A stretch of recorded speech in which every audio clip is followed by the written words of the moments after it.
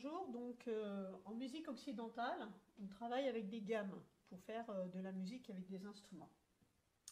La gamme la plus connue, c'est la gamme de Do majeur. Do, Ré, Mi, Fa, Sol, La, Si, Do. Donc cette gamme, elle va du Do, qu'on appelle la fondamentale, au Do de l'octave d'après. Si je fais la même chose, j'harmonise. J'utilise que les notes blanches du piano, donc ça fait 8 notes, mais je commence à Ré. Vous voyez que ça ne sonne pas tout à fait de la même manière que en commençant par Do. Pareil, j'ai une consonance un peu différente. Alors pour que ça sonne un petit peu de la même manière, je suis obligée d'introduire les notes noires. Les notes noires, c'est augmenter ou diminuer d'un demi-ton la note blanche. Par exemple, ici j'ai un Sol. Le Sol diminué, il est là. Vous entendez que c'est un petit peu plus grave, mais il est plus aigu que la note d'en dessous. Donc mon Sol diminué, on appelle ça un Sol bémol. Le Sol, par exemple, il peut être augmenté avec la note noire du dessus. Ça va être un Sol dièse. Donc un Sol dièse, c'est pareil que un La bémol. Et pour faire sonner de la même manière ma gamme de Do majeur en mode ionien et ma gamme de Ré, qui est ici, quand je joue que les blanches, c'est une gamme de Ré en mode dorien. Pour la faire sonner de la même manière, je suis obligée d'introduire des notes noires, donc des notes altérées. Et là, je vais jouer la gamme de Ré majeur.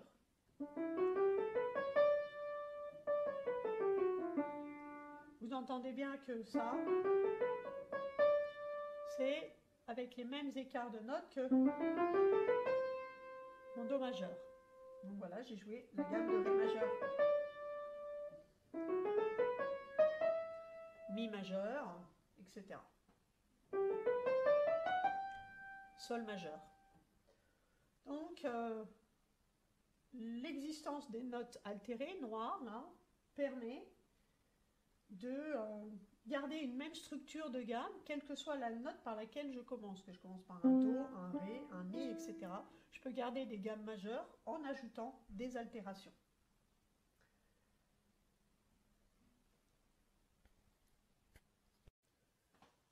Donc j'ai commencé par vous présenter une gamme avec toutes les notes blanches.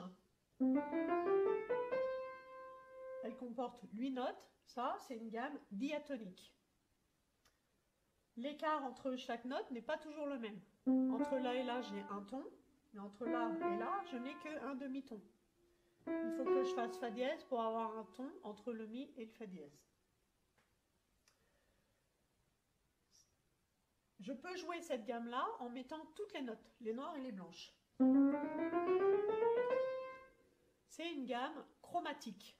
Et là, l'écart entre toutes les notes est le même. C'est un écart de 1 demi-ton. Alors, pourquoi est-ce que si je joue cette note, ceux qui sont bons vont me dire que c'est un Do, et si je joue là-haut, ils vont me dire que c'est aussi un Do. Voilà. C'est parce que ce sont des notes qui sont bien harmonisées. Elles sonnent bien ensemble. Voilà. Je peux faire des accords d'octave et ça va bien sonner ensemble. Alors, qu'est-ce qu'un son? Un son, c'est une vibration des molécules d'air selon une certaine fréquence. Alors, grâce à un accordeur, ici, on peut voir, quand je parle, que la fréquence de mes sons change. Si je joue une note, je vais pouvoir noter, ici en Hertz, la fréquence du son. Par exemple, mon Do 4. Il est à 260 Hertz. Donc je vais le noter. Mon piano, il n'est pas très bien accordé. Donc il est à 260 Hertz. Voilà. D'accord? Et je peux faire comme ça avec la note suivante.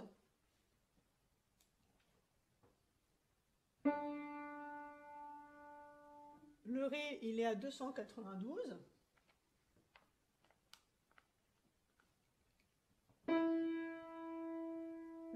à 329.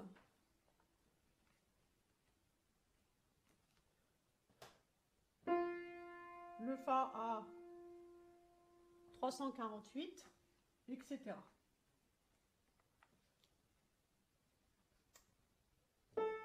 Le La à 440 et le La du haut, je suis à 880. Donc ce qu'on remarque, c'est que plus je joue dans les aigus, en descendant là, plus la fréquence augmente. Et quand ici, j'ai atteint l'octave supérieure, j'ai doublé la fréquence. Alors, c'est pas tout à fait vrai là parce que mon piano n'est pas accordé, mais par exemple, entre le La, ici, 4, et le La de l'octave dessus, le La 5, le La 4, il a 440 Hz, c'est le La de référence, hein, quand on accorde, et l'octave au-dessus, il est à peu près à 880 Hz. Donc, d'un octave à l'autre, on passe d'une fréquence F à 2F, deux fois la fréquence de la fondamentale. Donc là, l'écart entre deux notes que nous on nomme de la même manière, ça va être le double de fréquence. On entend la même note, mais elle est plus aiguë, d'accord? Là, j'ai joué 4 Ré.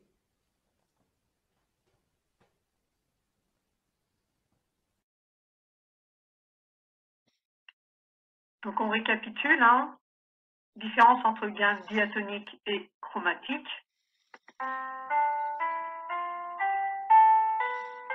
Donc les 8 notes blanches du piano, gamme diatonique.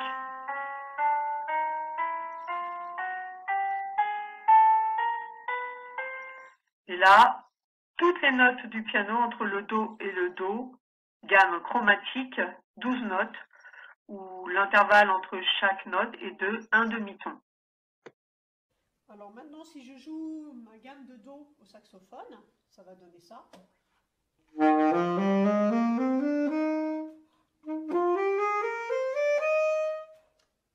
Et si je la rejoue au piano, vous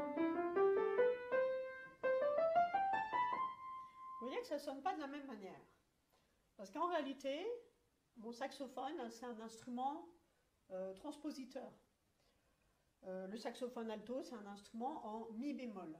Donc ma gamme qui commence par Do au saxophone, en réalité, ça commence par mi bémol au piano.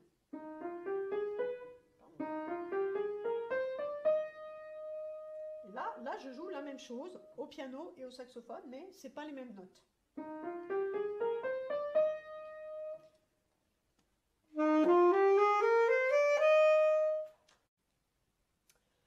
Alors, si je commence ma gamme de Do au piano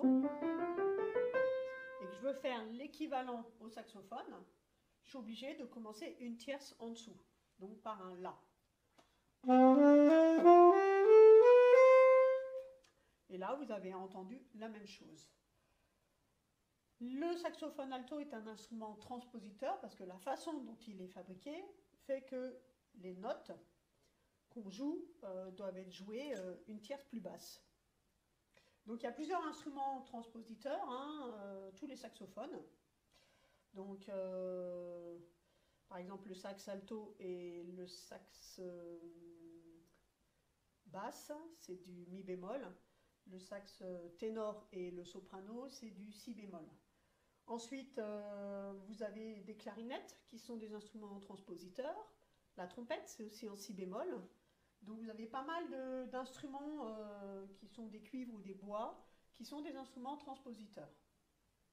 Ça va avoir un impact sur la façon d'écrire les partitions lorsqu'on veut jouer à plusieurs. Alors pourquoi est-ce que parfois il faut jouer à plusieurs? Parce qu'un piano par exemple, vous pouvez faire des accords. D'accord? Par exemple, Do majeur 7.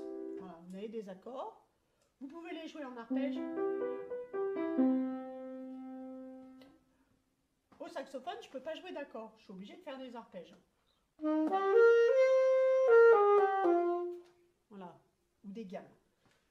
Et du coup, si je veux jouer des accords, ben, il faut par exemple plusieurs saxophones pour jouer des accords. Par exemple, si je joue Do et Mi en même temps, il me faut un saxophone qui joue le Do et un saxophone qui joue le Mi pour entendre l'accord.